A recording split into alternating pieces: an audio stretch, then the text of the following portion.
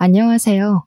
저는 이번에 결혼을 되었고 좀 더 좋은 인연을 만나기 위해 기다리기로 한 30대 미혼녀입니다. 저는 이번 파혼을 통해서 사람을 판단하는 잣대는 다양하다고들 하지만 남을 함부로 판단하기 전에 스스로를 돌아볼 필요가 있지 않을까 깨달았어요. 개인적으로 사람들은 누구나 장단점이 있고 불가피한 장애를 가지고 살아간다고 봅니다. 예를 들면 정서적 장애, 신체적 장애, 성격 장애 등이 있을 수 있는데 그 중에서 세상 사람들이 가장 많이 굴복당하는 장애가 바로 정서적 장애가 아닌가 싶어요. 스스로의 마음에 장애가 생겨서 인생이 꼬여버리는 사람들 덜어 있지 않습니까? 모두가 그렇게 장애를 가지고 살면서도 꼭 눈에 보이는 장애만이 차별을 당해야 된다는 것이 저는 정말 속상하고 억울하고 슬픕니다. 제 친언니가 바로 신체적 장애를 가진 사람인데요. 저희 언니는 선천적으로 희귀병이 있어서 왼쪽 무릎 밑으로 다리가 절단되어 있습니다. 병명도 진짜 희한한 희귀병이었어요. 유가종 다발 혈관염이라는 병명을 들어본 사람이 몇이나 될까 싶네요. 남들에겐 생소한 이 병명이 제게는 너무도 익숙했습니다. 당연히 언니 때문에 수도 없이 검색해서 적응된 것입니다. 이름 모를 병명 때문에 언니는 왼쪽 발이 괴사하는 고통을 겪고 난 후에야 치료를 받을 수 있게 되었는데 희귀병이다 보니 병명 자체를 알아내는데 시간이 좀 소요되었거든요. 그래서 언니는 결국 다리를 잃어야 했고 그 때문에 10대 때부터 의족을 차고 다녔습니다. 저희에게 친부모님이 있었다면 이런 처지가 조금은 덜 슬펐을 텐데 부모님은 언니가 의족을 찬 날 지인이 상을 당해 같이 새벽 도로를 달리다가 역주행하는 차량에 부딪혀 그 자리에서 돌아가시고 말았습니다. 조부모님은 그런 저희를 가엾게 여겨 두 분 몸도 편치 않았을 텐데 불구하고 부모님 빈자리가 전혀 안 느끼게 키워주셨어요. 언니는 의족을 차고부터 자존감이 떨어져 학교도 안 가려고 했었는데 조부모님이 언니의 마음을 이해해줘서 고등학교 공부를 검정고시로 졸업할 수 있도록 도와주기까지 했습니다. 저는 그런 언니를 단 한 번도 부끄러워한 적이 없었어요. 언니가 저보다 불편한 조건을 가졌다고 해서 무시한 적도 없었습니다. 저는 오히려 언니를 존경했는데 그 이유가 언니는 검정고시를 올백으로 패스했을 만큼 성적이 우수했고 수능도 2등급 2개 빼고는 올 1등급을 맞았을 정도로 뛰어난 머리를 가진 사람이었거든요. 저희 집안에 서울대 사람이 있다는 것은 동네 잔치를 일으킬 정도로 경사였습니다. 그에 반해 저는 너무도 평범하고 건강하게 자란 일반 여학생에 불과했어요. 그래도 언니가 그렇게 공부를 잘하니까 저도 그나마 뒤따르게 되어 적당한 수준의 대학을 지원할 수 있게 된 겁니다. 언니 아니었으면 저 아마 저기 어디 이름 모를 전문대에 붙었을지도 모르겠네요. 수능을 대박치고 대학까지 명문대에 입학 가능했던 언니는 그 뒤로 점점 자존감을 되찾았고 부모님이 남긴 사망보험금을 등록금으로 대주겠다는 조부모님 말씀에 언니는 다시 사회 밖으로 발을 내딛게 되었습니다. 저는 언니랑 같은 대학을 가기엔 부족해서 2단계 낮은 대학을 다녔었어요. 그래도 언니를 많이 존경하고 좋아했던 저는 언니랑 같은 서울 지역이라 얼마나 좋았는지 모릅니다. 저는 주로 제 캠퍼스를 즐기기보단 언니 대학을 찾아가 언니랑 놀곤 했는데요. 거기서 바로 예비 신랑을 처음 만나게 된 거였어요. 예비 신랑은 언니와 같은 동아리를 다니는 사람이었고 언니랑 제법 친한 관계였습니다. 예비 신랑이 제게 먼저 눈길을 줬는데 그걸 언니가 알아채서 저랑 연결시켜준 인연이었죠. 저에겐 예비 신랑이 첫 연애였는데 예비 신랑이 너무 잘해줘서 군대도 기다리면서 대학 졸업하고 나서도 만났고 자연스레 결혼도 약속하게 되었습니다. 언니 덕분에 잘된 인연이기 때문에 언니의 은혜도 잊지 않고 챙겼어요. 저희 셋은 만나서 술도 한잔하면서 친목을 다졌죠. 정말 여기까진 딱 좋은 시나리오였습니다. 제가 생각해도 무난하고 편한 스토리였네요. 그런데 문제는 역시 저의 인적 사항을 불편해하는 어른들의 시선이었어요. 저희 조부모님은 당연히 예비 신랑을 반기며 예비 신랑을 위해서 남성 피로에 좋다는 백봉 오골개까지 사 먹였습니다. 그런데 예비 시댁의 태도는 저를 전혀 반기지 않는 분위기였어요. 제 기분을 상하게 하기 충분한 언행들이었죠. 결혼 인사를 드리러 예비 시댁을 방문한 날, 제게 거침없이 집안 배경과 가족관계, 인적사항 등을 묻던 예비 시부모가 아직도 잊히지 않아요. 내가 아들한테 미리 듣긴 했어요. 사돈 집안이 어떤지 알아보는 건 결혼 준비 과정의 중요한 문제니까 기분 상하지 말아요. 부모님이 안 계시다면서요? 네, 일찍 돌아가셔서 할아버지 할머니 손에 컸습니다. 친언니 한 명 있고요. 조부모님께서 정정하셔서 부모님 빈자리는 못 느끼고 자랐어요. 그래요. 그런데 친언니가 어디 안 좋다고 했던 것 같은데 일반 사람이랑 다르다면서요? 맞나요? 일반 사람이랑 다른 건 없고요. 희귀병을 앓아서 현재 다리가 좀 불편해요. 의족을 차고 다니는데 지금은 잘 적응해서 생활하는 데 불편한 건 없어요. 예비 시부모는 예비 신랑에게 미리 언지를 들었다면서 제게 마치 아무것도 몰랐던 것 마냥 다시 질문을 했어요. 탐탁지 않은 반응까지 대놓고 드러내는 거 아니겠습니까?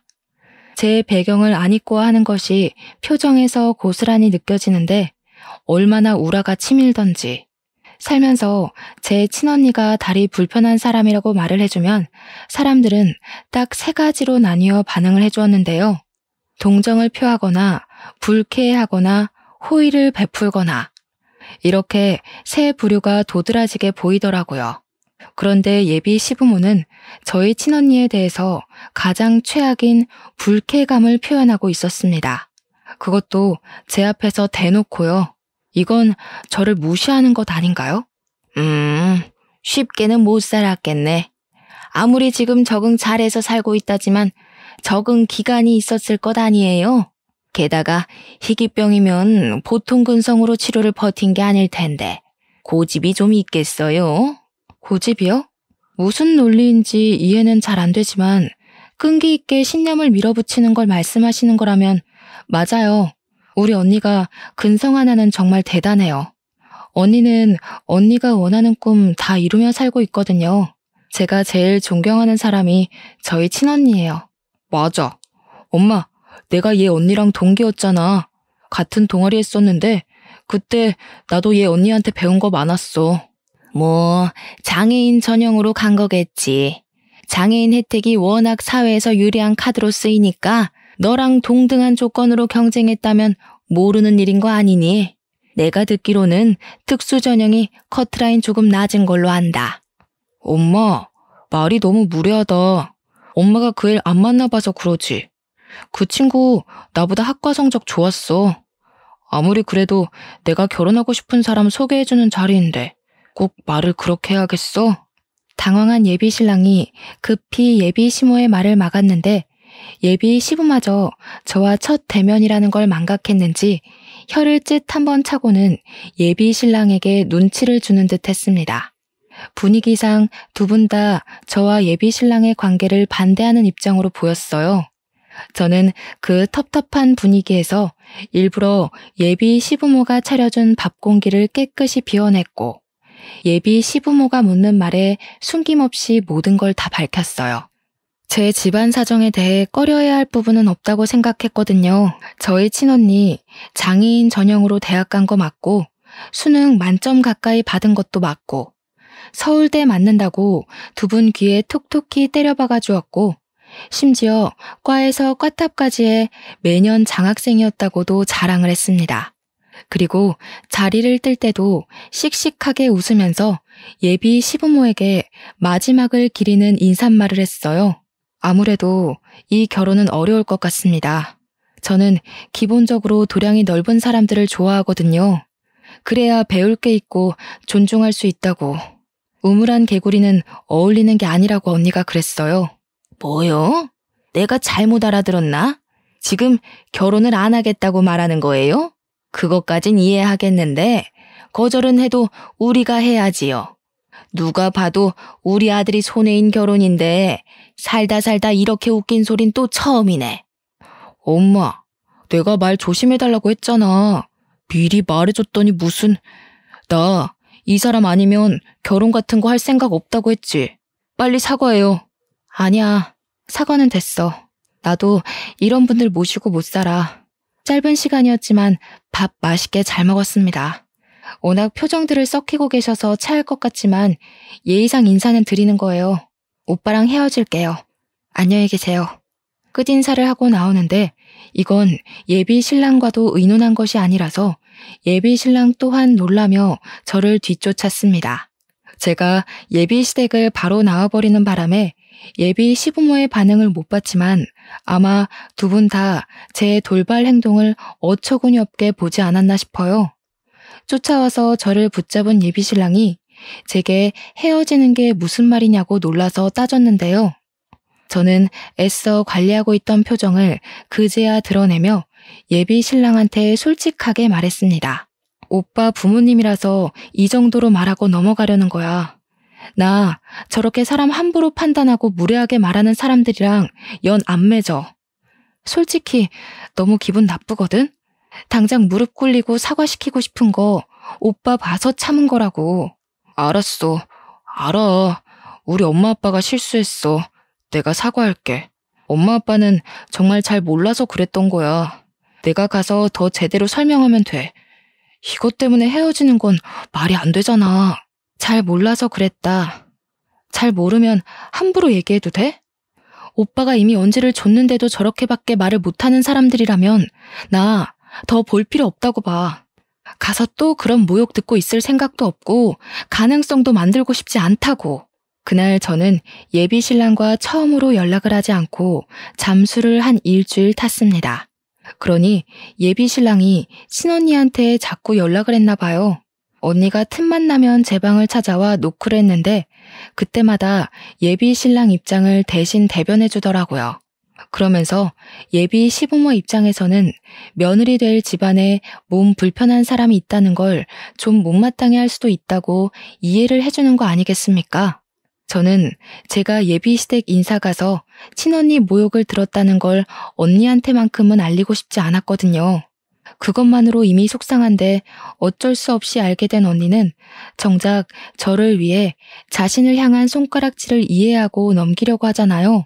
저는 그게 너무 화가 나더라고요.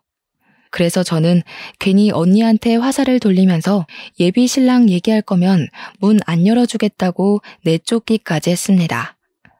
그렇게 일주일이 더 흐르고 예비 신랑은 제가 다니는 회사까지 찾아와 저를 붙잡았어요. 명확히 따지자면 저는 예비 신랑이 싫은 게 아니라 예비 시부모가 싫은 건데요. 그래서 굳이 저를 찾아온 예비 신랑과 대화의 시간을 피하진 않았습니다. 예비 신랑 하는 말이 상견례랑 결혼식 때만 예비 시부모 만나면 그 뒤에는 예비 시부모와 절대 연닿는 일 없게 하겠다고 제게 허황된 다짐을 했어요. 게다가 이 조건을 예비 시부모도 수긍하고 결혼을 허락했다고 하더라고요. 그러면서 예비 신랑이 제게 이 사실을 친히 녹음으로 각서까지 쓰겠다고 해서 저는 그 자리에서 예비 신랑 목소리가 담긴 녹음 파일을 얻게 되었습니다. 예비 신랑의 눈물겨운 사정으로 인해 저는 상견례 날짜를 잡게 되었는데 참 안 될 사람은 안 된다고 안타깝지만 저희는 결국 결혼식의 문턱을 넘지 못했어요. 상견례 날 저는 조부모님이랑 친언니를 모시고 상견례 장소를 찾았는데 예비 시댁은 시작부터 지각으로 이미지를 실추했어요. 엄연히 저희 조부모님이 연세 더 많은데도 도착하고서 제대로 된 인사나 사과도 않고 자리에 앉았습니다. 이미 첫 시작부터 마음에 안 들었지만 예비 신랑이 자꾸 저한테 눈짓하며 미안하다고 울상을 지어서 참았어요. 애들 부모님 돌아가시고 두 분이서 키우시느라 고생하셨겠어요. 몸 불편한 데는 없으세요? 제가 한때 아동시설 원장했던 사람이라 다 압니다. 남의 애 키우는 게 얼마나 골병 드는 일인데요. 남의 애라고 생각해 본 적이 없어서요. 다 내 혈육이고 내 새끼들입니다. 내 자식들 입에 밥 한 숟갈 들어가는 맛으로 사느라 골병 드는 줄도 몰랐을 정도니 더한 걱정은 삼가는 게 좋겠네요. 애들 때문에 고생하셨다면서 골병은 안사돈께서 든 게 아닌가 싶은데. 조부모님은 살아온 세월 때문인지 예비 시부모님의 은근하게 예의 없이 하는 말씨에도 유려하고 여유롭게 받아쳤습니다. 그러다 예비 시부모의 타깃은 제가 걱정했던 대로 금세 우리 언니한테 돌아갔는데요. 예비 시모가 우리 언니를 아닌 척 훑어보더라고요. 아유, 몸이 불편해서 가진 능력을 반밖에 못 써 어떡해요? 아가씨 같은 사람들이 학교 다닐 때는 특기가 많지만 사회에 나가면 아직까진 안 좋은 선입견들이 있잖아요.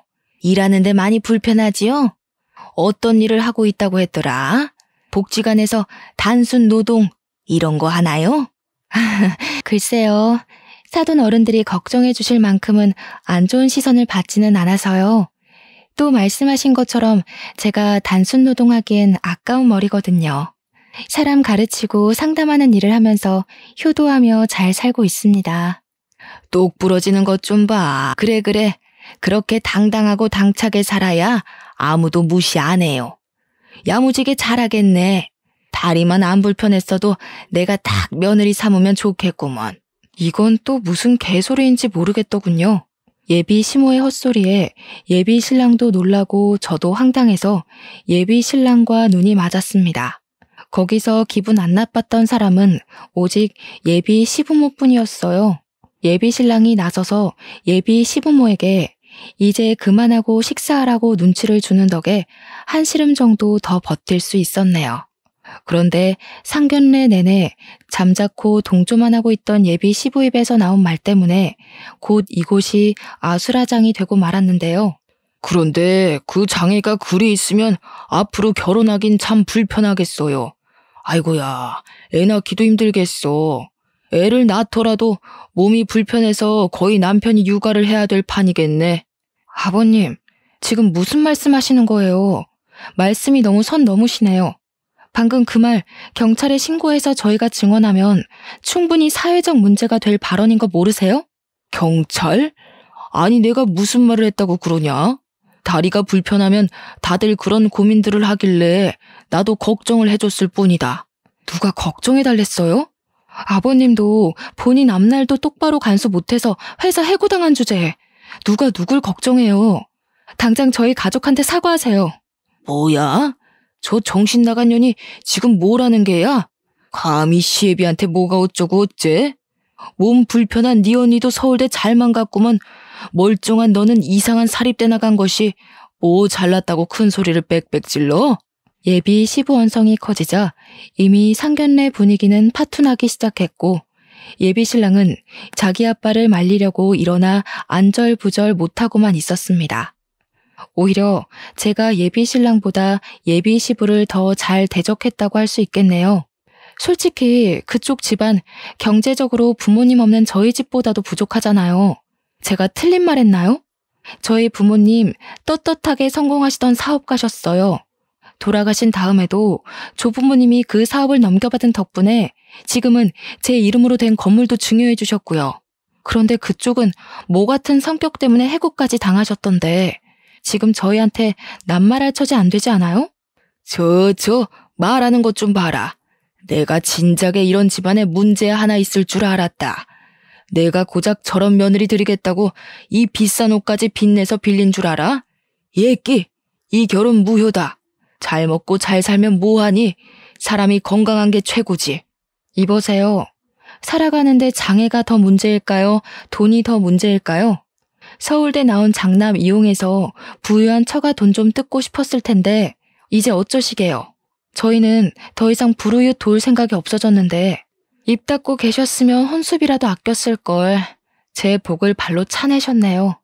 제 말에 예비 시부가 자리에서 벌떡 일어나자 눈에 뵈는 거 없던 저도 따라서 일어났고 그때부터 모든 게 제대로 꼬여버렸습니다. 저는 무섭게 다가오는 예비 시부에게 밥상 위에 있는 생양파를 집어다 얼굴에 냅다 뭉개버렸어요. 그러자 예비 시부가 눈이 매워 소리를 꽥 질렀는데 여기서 예비 신랑 행동이 웃깁니다. 예비 신랑이 1초 전까지만 해도 저와 결혼이 엎어질까봐 전전긍긍하면서 예비 시부를 말렸거든요. 그런데 예비 시부가 양파즙 공격을 당하니까 갑자기 얼굴색 돌변해서 저한테 쌍욕하며 힘으로 밀어버리더라고요. 예비 신랑이 저한테 손찌검을 했다는 것에 놀란 제가 벙쪄 있었는데 그때 저희 언니가 나서서 예비 신랑의 귀싸대기를 보기 좋게 날렸습니다. 내가 이런 더럽고 추잡한 인간을 동생한테 소개해줬다니 동생한테 미안해서 고개를 들 수가 없네. 내 동생한테 욕했니? 감히 손댔어? 우리 전공업계가 입소문 잘 타는 거 알지? 네 앞길 시작도 못하게 내가 막아줄까? 예비 신랑은 언니한테 뺨을 맞고 나서야 자신이 저한테 무슨 짓을 했는지 정신을 번쩍 차리더군요. 뻔뻔하게도 뒤늦게 저를 챙기려 했습니다. 하지만 제가 그 손길을 냅다 차버려서 예비 신랑은 정강이를 붙들고 깽깽이만 뛰었네요. 그때 할아버지는 지갑에서 수표 5장을 꺼내들었어요.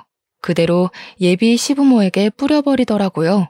할아버지가 돈으로 자부심 부리는 분이 아니라서 저렇게 사람을 엿먹이는 건 저랑 언니도 처음 봤습니다. 이리 경박한 사람들한테 밥 얻어먹었단 소리 하기 싫으니 그 돈 먹고 떨어지고 다시는 내 딸 찾지 마시오. 밥맛 더럽게 없는 사람들이네. 가진 게 없으면 인품이라도 가꿀 것이지. 본인들이 본인들 얼굴 먹칠했다는 거 알았으면 좋겠네요. 그 식당은 예비 신랑이 예약한 곳이었는데 할아버지가 마지막으로 예비 신랑을 노려보면서 침 뱉는 신용을 퇴하시고 할머니 손을 잡고 자리를 빠져나갔습니다. 저도 언니랑 같이 그 자리를 나오려는데 예비 신랑이 달려와 붙잡더라고요. 이러지 마 자기야. 내가 실수했어. 당연히 부모님이 다치면 걱정되잖아. 우리 결혼해야지. 내가 자기 말고 누구를 만나겠어. 결혼 같은 소리 하네. 오빠랑 결혼할 바엔 머리 밀고 절에 들어가는 게 낫겠어. 내가 오빠 부모님 안 만나봤으면 어쩔 뻔했나 몰라? 나한테 서둘러서 저런 사람들 인사시켜줘서 고마워. 덕분에 손해보는 건 없네.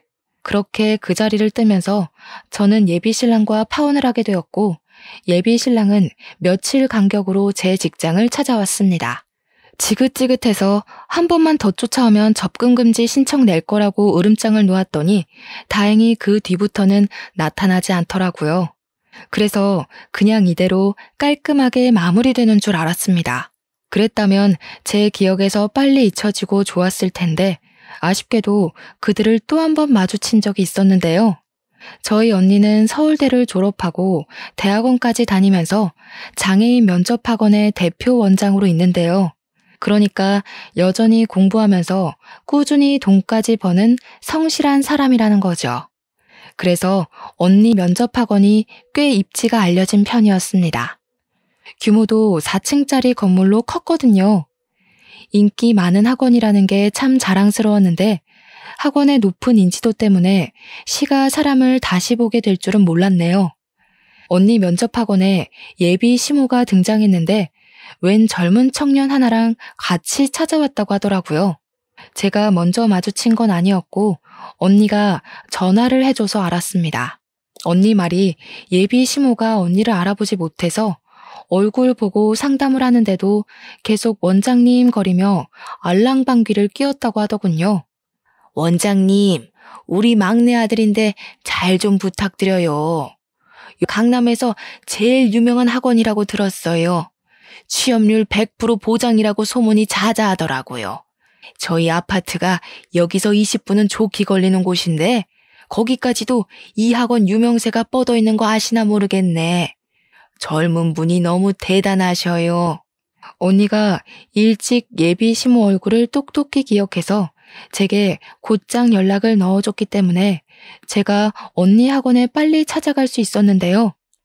한참 상담 도중에 제가 원장실을 박차고 들어가니까 예비 시모가 처음에 놀라더니 나중에는 저를 알아보시고 삿대질을 했습니다. 네가 여긴 어쩐 일이니? 아, 너도 소문 듣고 너희 언니 등록해주러 왔나 보구나? 그럼 그렇지. 서울대 나오면 뭐하니? 그렇게 불편한 몸을 받아주는 기업들이 어디 있다고. 네 사정은 알겠는데 상담 순서 좀 지켜주겠니? 원장님, 이 사람 됨됨이가 안 되는 인간이에요. 제가 아는 사람인데 저 믿으시고 이런 사람 받지 마세요. 참나 웃겨서 못 들어주겠네. 죄송해서 어쩌죠? 저희 언니 학원엔 블랙리스트가 있어요. 아쉽지만 아줌마가 그 블랙리스트라서 나가주셔야겠는데요. 아무리 노안이 왔다지만 면전에 대고 모욕까지 줘놓고 기억을 못할 줄은 몰랐네요. 이 아가씨가 무슨 소리를 하는 거래? 방금 언니 학원이라 그랬니? 여기 이 원장님이 네 언니라도 된다는 거야? 말도 안 되는 소리 좀 작작해라. 100마디 말보다는 한 번의 행동이 강력하다고 친언니가 저를 대신해서 예비 시모의 바락 앞에다 대고 자랑스럽게 의족을 보여주었습니다. 그러자 언니 다리를 본 예비 시모는 얼음장처럼 몸이 굳더니 금방 사색이 된 채로 상황 파악에 들어갔어요. 같이 온 막내 아들한테는 정말 잔인하고 미안한 일이지만 저는 그 아들한테 예비 시모의 실체를 밝힐 수밖에 없었습니다. 제가 예비 신랑과 상견례했던 예비 신부라는 것도 알려주었고 그 약혼이 어떻게 파혼이 되었는지 또한 낱낱이 고백했어요. 그랬더니 그 아들이 자기 엄마를 벌레 보듯 노려보더라고요. 예비 시모는 아들한테 해명하다가도 저희 자매를 상대하기 바쁘니 혼자서 정신이 없었습니다. 그 순간 예비 시부의 코를 같이 눌러줄 수 없어서 아쉬웠네요. 그리고 예비 시모 막내 아들은 제가 만났던 적이 없던 존재였습니다. 예비 신랑한테 동생이 2명 있다는 사실만 알고 있었어요. 상견례는 굳이 바쁜 사람들 불러서 크게 하고 싶지 않아 필수 참석인만 만나는 걸로 해서 더더욱 예비 도련님들을 본 적이 없었는데요. 그러니까 저에게 막내 도련님 될 뻔했던 그는 이제 대학교를 졸업하는 군번이었는데 오토바이를 타다가 큰 사고를 당해서 팔 한쪽과 다리 한쪽을 다친 상태더라고요. 최대한 빨리 응급처치를 했고 수술을 시도했음에도 불구하고 복구에 실패해서 그만 절단하고 말았다고 합니다. 저희 언니보다 더한 장애 등급을 받게 된 거였죠. 저희 집안에 몸 불편한 사람 있다고 욕하던 시모 입장에선 피 같은 자식이 저희 언니보다 더한 꼴이 된 셈이니 아마 억장이 꽤나 무너졌을 겁니다. 몸 불편한 사람만 보면 바로 사회적 낙인이 찍어버리는 예비 시모 성격이 어디 개과했겠습니까? 자기 자식이니 속으로만 진심을 삭힐 뿐 벌써 남몰래 자기 이미지의 오점이라고 생각했을지도 모르겠네요. 예비 시모가 평소에 얼마나 장애인을 싫어했는지 제가 너무나도 잘 아니까 예비 시모에게 닥친 처지가 그저 천벌받은 것처럼 고소했습니다. 역시 예비 시모 같은 사람은 역지사지가 되어야 소통이 되는 것 같네요. 그래도 자기 아들이 도태되지 않게 어떻게든 사회 일원으로 만들어보려고 우리 언니 학원을 찾아온 것 같은데 아마 그것도 아들을 위해서라기보단 자기가 주위에서 받을 시선과 뒷말 때문에 길을 쓰고 학원을 알아보는 게 아닌가 싶습니다. 진작에 하늘이 무서운 줄 알고 행동을 삼갔다면 자기 아들한테 그리 추한 꼴을 안 당했을 거 아닙니까? 이런 걸 자업자득이라고 하겠죠. 말씨름을 하던 도중 갑자기 불현듯 상견례 때 일이 떠오르더라고요. 예비 시부모가 저희 언니한테 그렇게 불편한 몸으로는 며느리 노릇 힘들겠다든지 애를 낳더라도 남편이 다 먹여 살려야겠다든지 그런 막말을 했다고 했잖아요. 제가 남자 하나 잘못 알아본 탓인데 제 친언니까지 모욕을 당했단 것이 그동안 마음 한편에 응어리로 남아 있었는데요. 그 정신없던 상견례에서 제가 차마 말 못해 후회했던 발언들까지 분수 터지듯 무섭게도 나와버렸지 뭡니까. 아줌마, 천벌 제대로 받으셨네요? 아니, 아줌마가 아니라 아들이 천벌을 받았다고 해야 되나? 그쪽이 우리 언니한테 다리 한쪽 없어서 애는 낳을 수 있겠냐, 밥은 벌어먹을 수 있겠냐며 덜 떨어진 생각으로 입 놀렸던 게 어제 일같이 아주 생생해요. 그런데 당신 아드님이 더한 처지를 겪으셨네요? 당신 아들한테도 저희 언니한테 나불거렸던 것처럼 해보세요. 사회에서 낙오될 거라고 짓거려보라고요.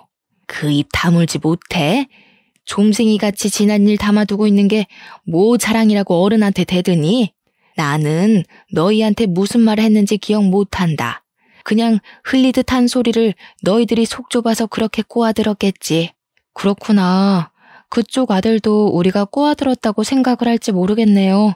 아들은 알아요? 자기 엄마가 장애인을 가족으로 두는 걸 얼마나 치욕스럽게 생각하는지? 하늘이 당신한테 참 실망을 많이 했나 봐요.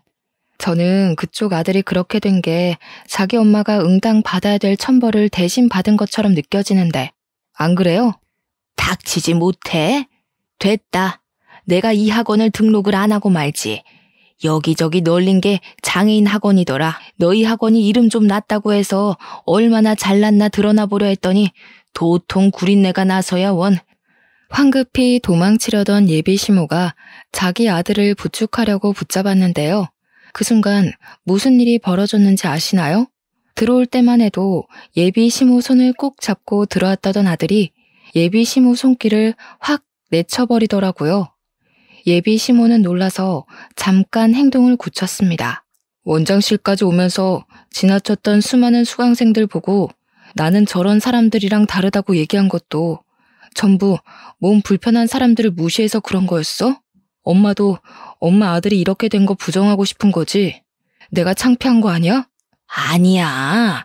그런 거 아니야, 아들. 엄마는 네가 얼마나 훌륭한 사람인지 아는데 네가 다치면서 용기를 잃었을까 봐 걱정돼서 그런 말 했던 거야. 내 자식인데 창피하긴 뭐가 창피해. 그러게 평소에 마음 좀 곱게 쓰셨어야지. 앞으로 아드님 앞길은 당신이 다 망치게 될 거야. 세상에 정상 비정상으로 나뉘는 사람이 없다는 걸 이젠 이해하시겠어요? 가슴 아프게 아드님까지 비정상으로 보는 건 아니길 바랄게요. 제 말이 끝나자마자 예비 시모 아들 눈에서 눈물이 주르륵 흘렀는데 제가 말을 심하게 하긴 했던지라 상처를 꽤나 받았을 것 같더라고요. 당연히 저도 마음이 좋지 않았습니다. 지켜보고 있던 친언니도 몸 아픈 아들이 마음까지 다치는 걸 원치 않았을 거예요. 그런데 그렇게까지 해주지 않으면 예비 시모는 다른 곳에 가서 같은 실수를 하게 될까봐 그만 선을 그어주고 싶었습니다. 예비 시모도 자기 아들이 우니까 가슴이 아프긴 했나 봐요. 자글자글한 얼굴에 흐르는 눈물을 훔치면서도 본래 성격을 감추지 못해 저와 친언니를 향해 삿대질을 했습니다. 너희들이 뭘 안다고 우리 애에 대해서 함부로 짓거려? 돈 많다고 이런 강남에 학원 차렸나 본데 면접 학원 유명하대서 왔다더만 이거 순 사기꾼들이잖아. 너네 같은 정신머리로 어떻게 취업 성공을 보장한다는 거야? 난 절대 못 믿는다. 예비 시모는 원장실 밖으로 소리가 새어나갈 만큼 크게 고성을 내질렀습니다. 근데 의외로 아들이 예비 시모의 강력한 거부에도 버티고 앉아서는 꼭 우리 학원에 등록하고 싶다고, 여기 아니면 다른 학원은 안 가겠다고 쐐기를 박더라고요. 예비 시모는 아들한테 두 번째로 거부당하자 이젠 아들에게까지 목소리 높여 혼을 냈습니다. 당장 일어나라면서 힘을 쓰기도 했는데 아무래도 아들이 신체적 결함 때문인지 예비 시모의 힘을 이기지 못하더라고요. 그 모습을 보는데 얼마나 안타깝던지. 예비 시모는 자기 아들한테 눈총을 받는 와중에도 저희에게 고개 빳빳이 들며 자신의 잘못을 모르는 태도를 보였습니다.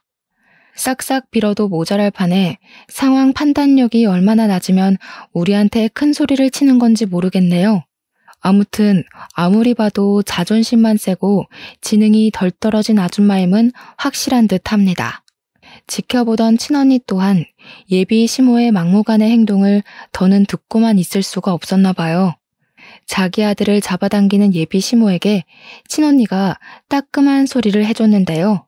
저는 살아온 날에서 절반을 희귀병으로 고통받다가 다리를 잃었어요. 장애인이라는 타이틀에 제 존재가 가둬지는 느낌도 많이 받았고요. 열심히 공부해서 서울대 나와봤자 장애가 있다고 한다면 다들 그 편협한 시선으로 저를 판단하곤 하더라고요. 그쪽처럼 말이에요. 예비 시모가 친언니의 말을 무시하고 자기 아들을 무작정 데리고 나가려고만 했는데 오히려 아들이 알아서 버텨주면서 친언니의 말을 집중해서 들었습니다. 그런데 그거 알아요? 나와 달리 당신 아들은 하루아침에 신체 일부를 잃었어요. 당신 아들은 나보다 수천 배는 더 힘들 거란 얘기예요. 아드님은 일반인으로 살아온 기억이 훨씬 생생할 거고 앞으로는 온전한 두 다리로 땅을 걸었던 기억들을 꿈속에만 느껴야 하니까요. 거기서 오는 고통을 당신은 죽었다 깨어나도 모르겠죠. 아주 저주를 할 생각인 거니? 자매가 둘이서 쌍으로 사람 잘도 갈고 마는구나. 내 아들 힘든 거 내가 왜 몰라? 20여 년을 넘게 내가 끼고 살았어. 누구보다 내가 제일 잘 이해하고 잘 알아준다고. 내가 당신 아들을 수강생으로 받지 않는 이날을 똑똑히 기억했으면 좋겠어요. 당신이 나한테 상견례 날 보여준 그 수치심을 그쪽 아들이 대신해서 100% 다 느껴봤으면 하거든요. 그러면 덩달아 아줌마도 느끼는 게 있지 않겠어요? 그리고 마지막으로 원장으로서 조언 하나만 할게요. 아들 살리고 싶으면 당신 먼저 정신치료 받으세요. 부모가 그 모양인데 자식이 바르게 살길 바라는 건 욕심입니다. 차분한 친언니의 반박에 예비 시모는 그제야 자기 아들을 붙잡고 있던 손에 힘을 풀었습니다. 갑자기 태세 전환하더니 제게 다가와 손을 잡고 불쌍한 표정으로 말하더군요. 내가 이리 부탁한다. 그래도 한때 우리 아들 사랑했잖니. 그때의 인정을 생각해서라도 우리 막내 한 번만 봐줘. 불쌍한 내 아들 어미 잘못 만나서 이렇게 고생하는 꼴 못 본다. 제발 부탁이야. 내가 첫째한테 잘 얘기해서 너랑 다시 결혼할 수 있게 자리 마련해 볼게. 그러니까. 예비 시모의 말이 너무 가소로워서 저도 모르게 웃음이 하하 터져버렸습니다. 어이가 없어서 늙고 거친 그 손을 탁 쳐내버렸죠. 아줌마, 뭔가 오해하고 있는 것 같아요. 그쪽 아들이 날 찬 게 아니라 내가 그쪽 집안을 내다 버린 거예요. 아드님이 제 회사까지 찾아와서 매달린 건 말 안 했나 봐요? 난 아줌마같이 몰상식하고 편협한 시선으로 다른 사람 욕하는 인간들을 세상에서 제일 싫어해요. 제일 한심해. 하필이면 결혼 상대로 그런 집안과 엮일 줄은 몰랐지만 상견례에서 알게 된 것도 엄청난 천운으로 생각하려고요. 그래, 마음껏 비웃고 마음껏 욕해라. 내가 어떻게 하면 우리 애 좀 살려주겠니? 무릎이라도 꿇을까? 그러면 너희들 속이 좀 시원하겠어? 책임 전가하려고 하지 마세요. 어미 잘못 만나서 아들내미 고생하는 거 저희가 알 게 뭔가요? 사정 안 봐주는 거 아줌마 특기 아니에요? 아무리 생각해봐도 내가 그쪽을 도울 이유가 없어요. 아들한테 더 추한 꼴 보이고 싶은 거 아니면 이쯤 나가는 게 좋을 것 같은데 여기서 더 가면 아드님이 그쪽 안 보고 살 것 같아요. 이미 예비 시모 아들은 예비 시모 때문에 자기 인생을 체념한 표정을 짓고 있었습니다. 저희 학원에 반드시 등록하겠다던 욕망도 사라지고 없었어요. 아들이 먼저 원장실 문을 나가자 예비 시모는 또다시 돌변하여 저를 확 밀어버렸는데요. 다행인 건 등 뒤로 벽이 있는 덕분에 넘어지진 않았다는 겁니다. 사람 참 안 변하지 않습니까? 눈앞에서 자기 아들이 눈물까지 보였고 자기 아들한테 치부까지 드러났으면 반성 좀 할 법한데 여전하더라고요. 이래서 아닌 사람은 끝까지 아니라는 소리 듣는 겁니다. 저랑 친언니는 예비 시모를 그대로 내쫓아버렸고 저는 예비 시모를 끝까지 쫓아가서 우리 언니 학원에 물 흐리지 말고 꺼지라고 소금 대신 물을 뿌려줬습니다.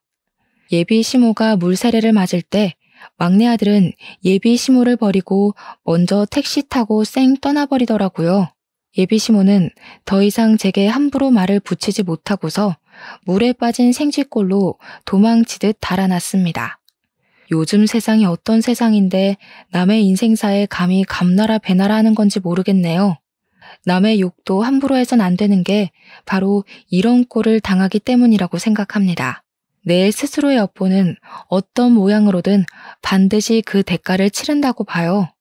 예비 시모 보세요. 저희 집안에 몸 불편한 사람 있다고 욕하더니 결국 되돌려 받은 셈이잖아요. 예비 신랑이 괜찮은 사람이라고 해봤자 저런 부모 밑에서 자랐는데 얼마나 괜찮을 수 있겠습니까? 그래봤자 제 부모의 제 자식이 아니겠어요?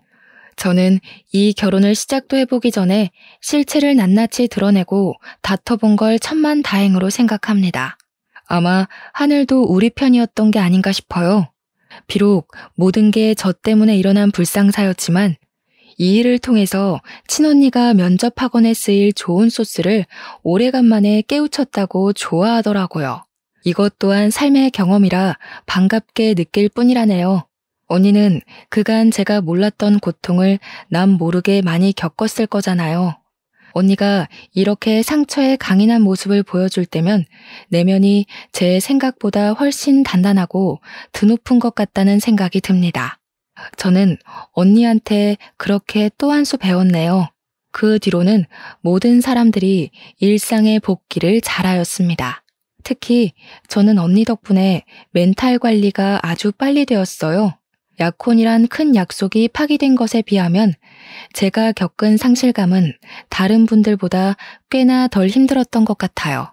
그래서 예비 신랑 연락처를 차단하는 것도 깜빡했지 뭡니까?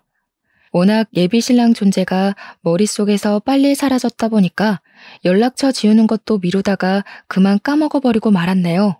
그래도 그 때문에 예비 신랑한테서 온 문자를 마지막으로 확인해 볼 수가 있었는데 예비 신랑이 막내 동생 요양을 위해서 강원도 쪽으로 이사를 간다고 연락이 왔어요.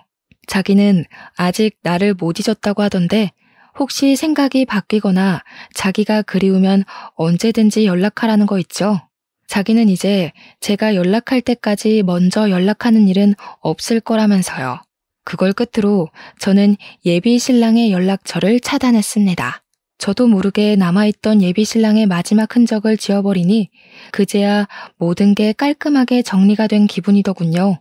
죽을 둥 말 둥 사랑하던 사이도 이렇게 흔적 없이 동이 나버리니 한편으론 더불어 사는 세상살이에서 인간관계란 무엇인가 회의감이 들기도 하네요. 사랑할 때만 해도 그 사랑이 아니면 세상이 동날 것 같았거든요. 역시 세상에서 영원한 건 없나 봅니다. 소중한 것들도 결국엔 제 손을 벗어나니 아무것도 아닌 게 돼버리잖아요. 제가 여기까지 글을 쓰면서 과연 잘 살고 있는 건가 싶은 생각도 들었어요. 파혼을 했다는 상실감 때문이 아니라 어떻게 보면 우리 집안에 발생한 파동 같은 일이기도 했으니까요. 그래도 저보다 훨씬 강인한 저희 식구들 덕분에 저는 늘 배우면서 제 길을 돌아보고 잘 갈고 닦으려 노력하는 사람이 되지 않을까 싶습니다. 제 사연 어떻게 들으셨는지 모르겠어요. 청취자분들께 조금이나마 긍정적인 영향을 줄 수 있는 사연이었길 바랍니다. 대접받기 위해 먼저 대접할 줄 아는 분들이 갈수록 많아졌으면 좋겠네요. 들어주셔서 너무 고맙습니다.